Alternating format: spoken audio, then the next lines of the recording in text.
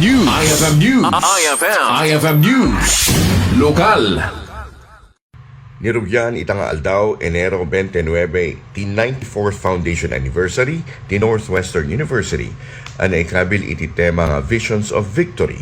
Ang mga idaydayaw iti pamaniknek ti universidad iti panagserbi, pagpait, panggep, panagbalbalo di kinibiyag di kiti estudyante ken umili. Iti sumetlaing aldaw nirugyan met ti NWU Intrust 2026. Ang mga ipakita iti panagkaykaysa, pigsa ken school spirit di kiti kolehiyo, ken departamento iti universidad babaen ti na dumaduma ay ayam ken aktibidad.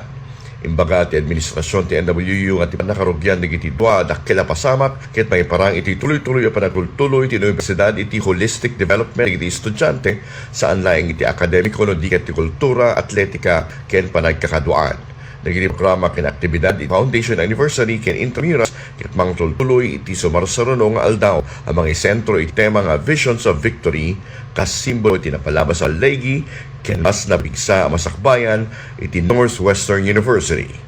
Para iti IFM News, Idol Spider Rodas, Tatak IFM.